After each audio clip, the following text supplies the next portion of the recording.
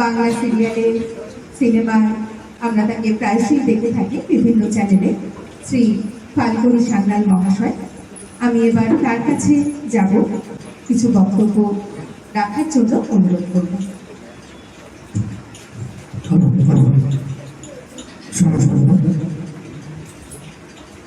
যারা বয়স্ক মানুষ আছেন তাদের আমি নতমস্তকে প্রণাম জানাই। যারা আমার ছোট বা বয়সের কাছাকাছি তাদের আমরা খুব ভালোবাসা শ্রদ্ধা।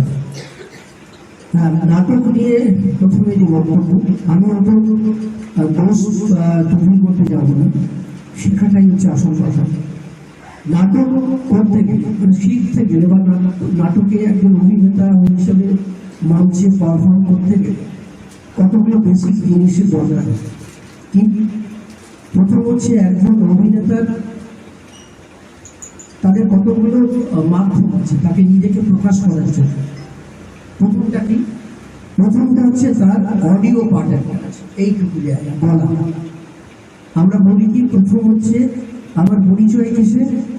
আমি যদি কাউকে জিজ্ঞেস করি তোমার নাম কি, সে একটা কিছু বলবে, তাকে 2 মিনিট তার সম্পর্কে আমি বলতে দিলাম, সে বলতে শুরু করল, তার কণ্ঠস্বরটি আমার যাচাই করা হলো এবং তার বাচনভঙ্গিটি কেমন, তার উচ্চারণ কেমন, বা সংলাপ বলার কায়দাটি কেমন, সবটা কিন্তু তার ওইটুকু বক্তব্যের মধ্যে প্রকাশিত হয়। আমি যদি কোনো অভিনেতাকে পরখ করতে যাই বা পরীক্ষা করতে যাই, প্রথমেই তাকে এইটা বলবো, এই 2 মিনিট তোমার সম্পর্কে তুমি একটু বলবে। কারণ আমি তো জানি না সেই মানুষটি কি গুণের অধিকারী, বা তার কোনো জড়তা বা তার কোনো বলার মধ্যে কোনো আঞ্চলিকতা দোষ আছে কিনা, বা তার স্বয়ের দোষ আছে কিনা, তার রফালা আসে কিনা, ঠিকঠাক লাগে না, রেপ ঠিকঠাক লাগে কিনা, এগুলো অনেক।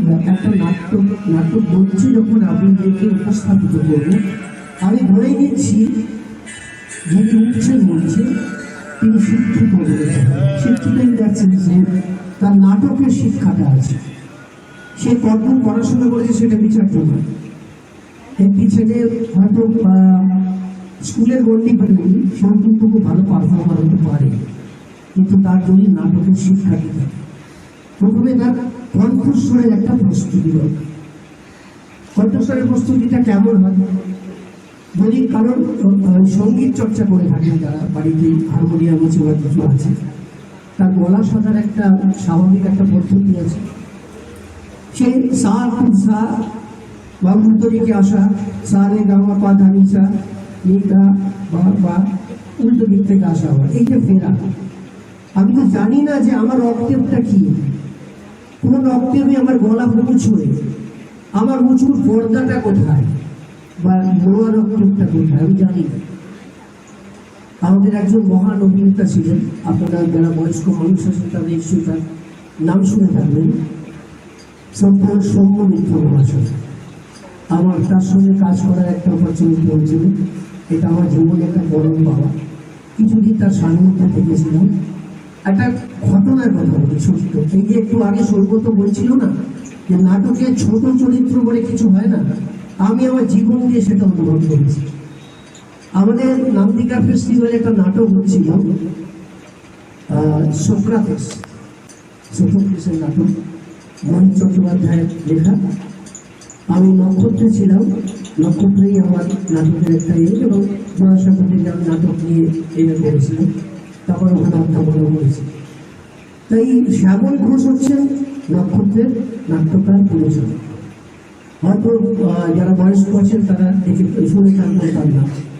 নক্ষত্রের কতগুলো খুব নামী পালা, যেগুলো বলছি নাম, যেটা লম্বকর্ণ পালা, ক্যাপ্টেন প্রোগ্রাম, এই সমস্ত বিখ্যাত পালা নাটক ছিল।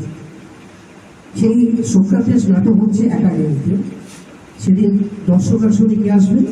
সৌম্যমিত্র আসবে।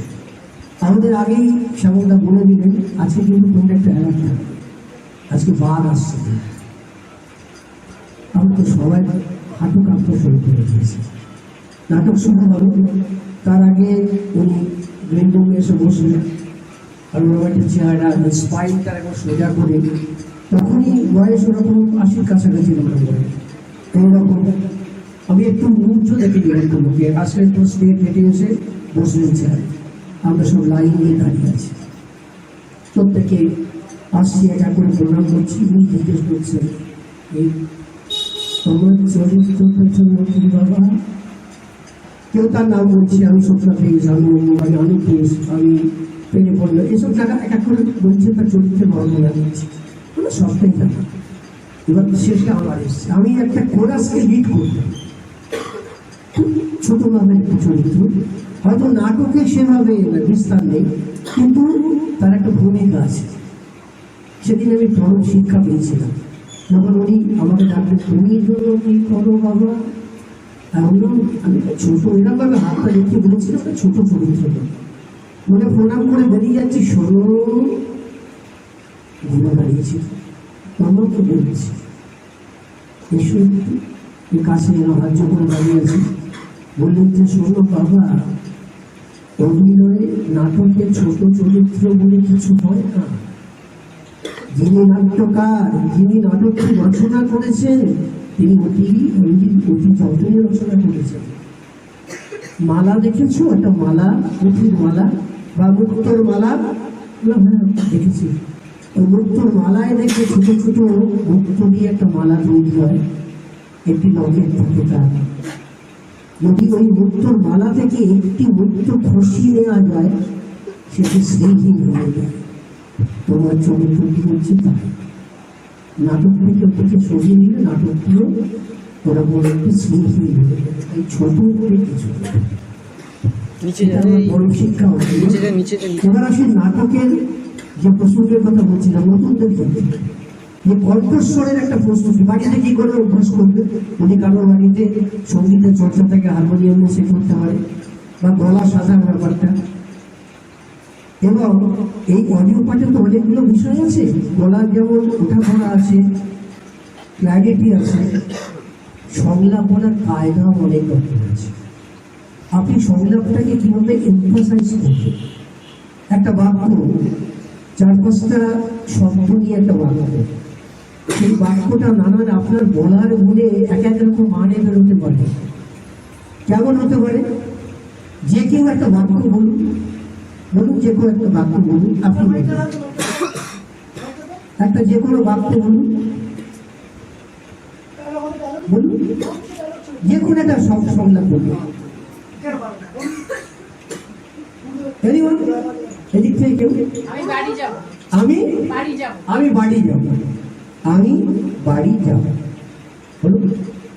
আপনি একটা কিছু ভেবে ওটা বলবো, সংলাপটা একটা কিছু ভেবে বলুন। বলছি উনি বলতে চাইছেন ওয়ে অফ টকিং। আমি বাড়ি যাব, আপনি কোন একটা শব্দকে এমফাসাইজ করে বলুন। ক্লাস শেষ হয়ে গেছে, বাড়ি যাব বলুন, যে কোনো একটা শব্দ বলুন। আমি ক্লাস শেষ হয়ে গেছে। না, ওইটাই যেটা বলেছেন, সংলাপ পাল্টাবেন না, ওইটাই বলুন। আমি বাড়ি যাব। কোনটা এমফাসাইজ করলেন? আমি। উনি কি বলছেন? নিজেকে বলছেন, আমি বাড়ি যাব। আমি মনে হয় সে নয়, আমি বাড়ি যাব। আরেকজন কেউ বলুন, আমি বাড়ি যাব। যাবোটা বললেন, কিসে চলতে যাবো? যাবাটা বলছেন, আমি বাড়ি যাবো, আসবো, যাবো। এ দেখুন পাল্টে গেছে, বলার গুণে পাল্টে গেছে। উনি আমিতে এমফাসাইজ করেছেন, আপনি যাবোতে বললেন। আরেকটা পড়ে আছে, বলো, আমি বাড়ি যাব। আমি বাড়ি যাবো। কোথায় যাবো? রাস্তাঘাটে নয়, কোথাও না, বাড়ি যাবো। দেখুন 3টে মানে বেরোলো। কিন্তু এই আমরা বলি কি, সংলাপের নিচে, বিনিথ দ্য ডায়লগের নিচে কি আছে সেটা খুঁজে বার করতে হবে। ওই যে সকালবেলায় আমরা ছোটবেলায় গোল পেয়েছি, তো এখন সেটার নাম পাল্টে হয়ে গেছে লস্যি, কিন্তু আমরা বাড়িতে ঘোল বলি। ঘোলের মজা কোথায়? তলে। ঘোলটা যখন ঠিকই যায়, দেখবেন দইটা নিচে এসে ঠক করে নিচে পড়ে যায়, জমা হয়ে থাকে। ওইটাই হচ্ছে আসল, ওইটাই টেস্ট। ওই যেটা বিনিথ দ্য ডায়লগ, নিচে যেটা পড়ে থাকে সেটাকে তুলে নিয়ে, সারফেসে যেগুলো আছে কতগুলো শব্দ নিয়ে একটা লাইন আছে, ওটা অনেক মনিমনিক করছে, সেটাকে আপনার বলার গুণে অভিনেতাকে খুঁজে বার করতে। এই গেল অডিও পার্ট। ও একটা বলুন। হ্যাঁ, তা বলো, যে কোনো একটা শব্দ বলো। মনে আছে বল। বলো, যা খুশি তুই বল। যা কিছু শব্দ বলো। ভাবি না বল। আমার ভালো লাগছে না। আমার ভালো লাগছে না, তুমি একটা বলো, যেভাবে তুমি ভেবে বলো। ভেবে বল।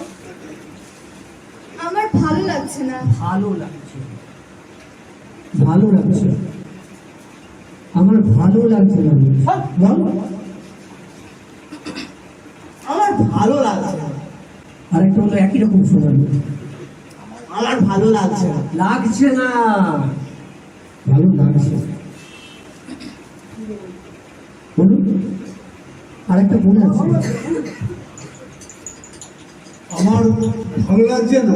আমার ভালো লাগছে না, কারণ না, আমার ভালো লাগছে। ওই শব্দটাকে বেছে দিতে হবে, কোনটাতে আপনি এমফাসাইজ করবেন, সেটি লাইনটাকে মানে পাল্টে দেবে। বলার গুণে অভিনেতা, বলার গুণে মানে পাল্টে দেয়। ওটা অভিনেতাকে ঠিক করতে। আমরা পাঁচটা ডাব্লিউ কথা শুনেছো? 5W কি, আমরা কি করতে এসেছি, প্রথম কি, কেন করতে এসেছি, কবে করতে এসেছি, কোথায় করতে এসেছি, কি করতে এসেছি। পাঁচটা ডাব্লিউ আছে। এই 5W দিয়ে একটা অভিনেতা নিজেকে বোঝান করে সব জায়গায়। আপনি যেখানে সংলাপ পাবেন, যেখানে সে যদি কোথাও অডিশনেও যান, দেখবেন একটা স্ক্রিপ্ট ধরিয়ে চলে যাবে, কিচ্ছু বলবে না। এই স্ক্রিপ্টটা 10 মিনিট 15 মিনিটে রেডি করে দিয়ে দিবে। কোন শুনে হবে ভাই না, তারা কিচ্ছু বলে গেল, চরিত্রটা বুঝতে হবে আপনার। তখন এই 5টা ডাব্লিউ আপনার কাজে লাগবে। ওই 5টা ডাব্লিউ দিয়ে আপনি নিজেকে প্রশ্ন করবেন যে চরিত্রটা দিয়েছে আপনি কে, চরিত্রটায় কি করছেন, কোথায় করছেন, কেন করছেন, কবে করছেন, বলতে হবে। যদিও পরিচালক বা চিত্রনাট্যকার বা নাট্যকারের দায়িত্ব থাকে ওই চরিত্রটাকে বুঝে দেবে। যদি ধরে নিন যা হয়ে থাকে আর চারপাশে, আমরা তো অডিশন করছি বহু, কারণ হচ্ছে একটা হাতে পাতা বই নিয়ে বললেও কোন বলে করবে সে, কিন্তু জানে না কি করে সংখ্যাটা বার করতে হবে। এই শিক্ষাগুলো তোমরা এর মধ্যে যখন করবে, ওয়ার্কশপগুলো করতে হবে। আরেকটা হচ্ছে কি, বডি ল্যাঙ্গুয়েজ, সেকেন্ড পার্ট, শরীরী ভাষা। এক একটা মানুষের চরিত্র অনুযায়ী তার শরীরের ভাষা পাল্টে। এই আপনি সেদিন দুটো চরিত্র করেছেন, একটি করেছেন গুরুদেব ভণ্ড, এরকম মেয়ে, তার চলাফেরা যখন মিউজিক হচ্ছে টাউ টাপ টাপ টাপ করে যাচ্ছে, আপনি আপনার একটু স্টাকাটো একটা মুভমেন্ট, ওই চলার মধ্যে একটা কমিক একটা এলিমেন্ট রয়েছে। বা আপনি আপনার চরিত্রের মধ্যে একটি চরিত্রের মোড়ক, যে ভণ্ড লোক সেটাকে প্রেজেন্ট করেছেন। আবার যেমন আপনি সেই অন্য নাটকটায় একটা বাড়ির কাজের লোক করছেন অন্য মানুষকে, সব একটা মানুষ লয়াল পরিবারের প্রতি, তখন অন্য একটা চরিত্র। এই তখন বডি ল্যাঙ্গুয়েজ, আপনার শরীরী ভাষা পাল্টে গেছে। এইটা হতে হবে। যে চরিত্রই করবেন, একটু আগে আপনারা বলছিলেন, যে চরিত্রটা করবেন সেই চরিত্রটা হয়ে উঠতে হবে। আমি ভুলে যেতে হবে আমার আইডেন্টিটিকে, আমি কে। ওই যে সৌগত ভালো ছেলে, সুন্দর কথা বলছে, না ওই ছেলেটাই ওখানে আমি শয়তানের বার করেছি, শয়তানটাই মনে হচ্ছিল তখন, ওইটাই হয়ে যেতে হবে। মুহূর্তের মধ্যে ভুলে যেতে হবে আমি কে, ওই চরিত্রটাই হয়ে। দাদা একটা কথা বলছি, হ্যাঁ যেমন আমি জীবনে ড্রিঙ্ক করি, হ্যাঁ, তো ড্রিঙ্ক করলে ওভার ড্রিঙ্ক কি হয় এটা আমার ধারণাটা নেই। কিন্তু আমি রোজ সকালবেলা যে চায়ের দোকানে যাই, ওখানে ড্রাঙ্ক লোক ভর্তি থাকে। এর মধ্যে একজনকে আমি ফলো করেছি এবং তার সঙ্গে উপভোগ করেছি। আমি দেখতাম তার স্টাইল। আর ঠিক তেমনি দিলীপের ক্ষেত্রে গুরুদেবের প্রথম দিন উনি বুঝতে পারেন কেন ভণ্ড করি। আফটার দ্যাট উনি রিয়েলাইজ করেন, এবং ওই যে টম টম করে যাওয়াটা ওটা উনিই করেছেন, আমি ওনাকে। চমৎকার, খুব ভালো। এই তো অভিনেতা মানে কি পরিচালকের উপরেও একটা মাত্রা যোগ করে, সেটা উনি করেছেন। আর ওই যে বললো না মাতাল, এটা মানে আমি মদ না খেয়েও হয়তো কেষ্ট মুখার্জি নাম আমরা সবাই শুনেছেন, সারা জীবন ভদ্রলোক মদ খায়, সারা জীবন মদ ছুঁয়ে দেখেননি পর্যন্ত। ওরকম বড় মাতাল খুঁজে পাবেন আপনি? ওই যে হাতটা ফলস হয়ে যাচ্ছে বোতলটা নিয়ে ওই অদ্ভুত একটা তাকায় ওই চোখে, হ্যাঁ, one step forward to step backward, মানে মাথালের যে এ আর কি, এক পায়ে বলে দু পা পিছিয়ে আসে, এই তো হচ্ছে মানে হাঁটার এটা অবজারভেশন। ওই যেটা বললো না, আসল কথা হচ্ছে এবারে অবজারভেশন। প্রত্যেকটা অভিনেতাকে অবজার্ভ করতে হবে। এই অবজার্ভ করার জায়গা কোথায়? পাবলিক প্লেসে।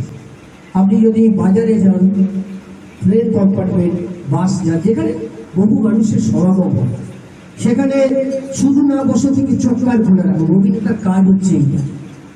আমরা এই অভিনেতারা আমরা কি বলি নিজেদের, যে আমরা অ্যাভাব অ্যাভারেজ, আমরা সাধারণের মতো নই, কিন্তু আমাদের একটা যাত্রা ভ্রমণ আছে। আমরা অভিনেতা, আমরা ভাই তোর মতো নই।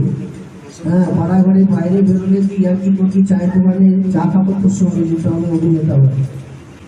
আমাকে ওই এটা নেই, সম্মানটা নেই। আমার টিভিতে দেখি, টিকিট কেটে পয়সা দিয়ে দেখি, ভাই আমি অভিনেতা। অতএব ওইটুকু করতে গেলে তোমাকে অভিনেতাই হতে হবে। অবস্থান করো, প্রচুর চরিত্র দেখো, কোনো না কোনো দেখবে একটা চরিত্রের মধ্যে তুমি ওইটার সঙ্গে বইয়ে দিতে পারবে। ওই অমুক তমুক করেছিল তো দেখি এবার ওইটা ফেলে দিই। সেকেন্ড পার্ট বডি ল্যাঙ্গুয়েজ গেল, এবং থার্ড পার্ট হচ্ছে এক্সপ্রেশন। এইটুকু জায়গা হচ্ছে সবচেয়ে ভয়ঙ্কর জায়গা।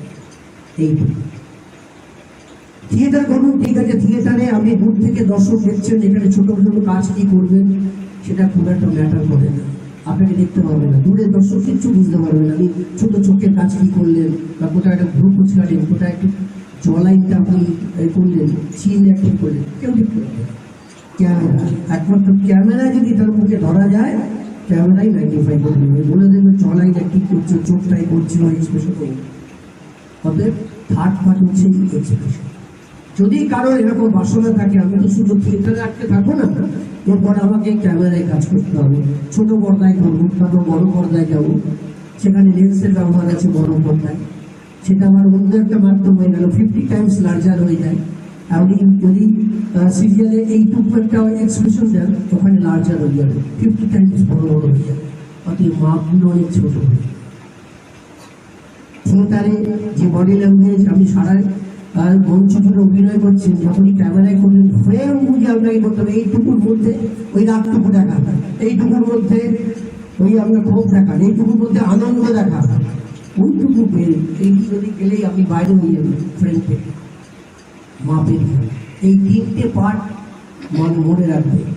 আর অভিনেতাদের বলছি, তাদের কতগুলো অভ্যাস আছে, তোমরা ট্রাস্ট গেম খেলবে।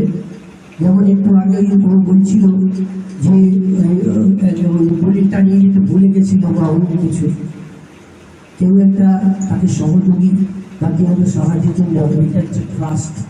আমরা একজন একটা অভিনেতার একজন অভিনেতাকে এই ট্রাস্টটা করবে।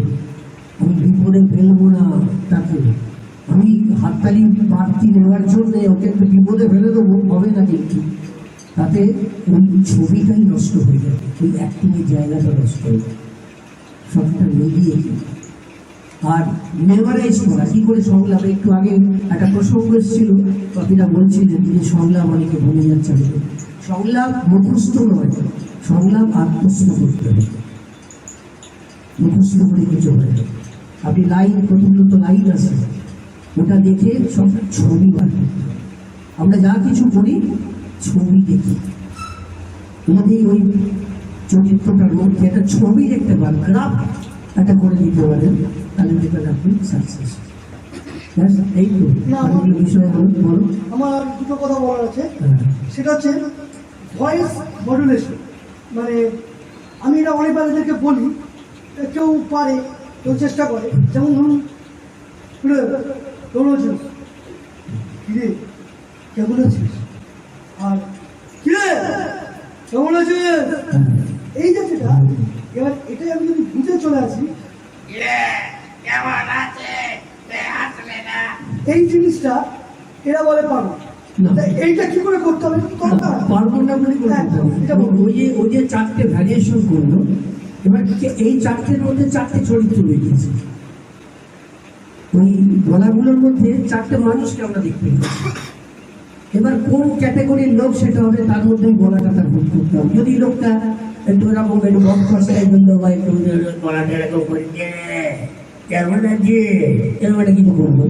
আবার যদি একটু লোকটা খুব বিশেষ একটু ব্যক্তিত্ব সম্পন্ন হয়, হঠাৎ করে একটা হাঁটু থেকে বেশবার বললো অমিতাভ বচ্চন হয়ে গেল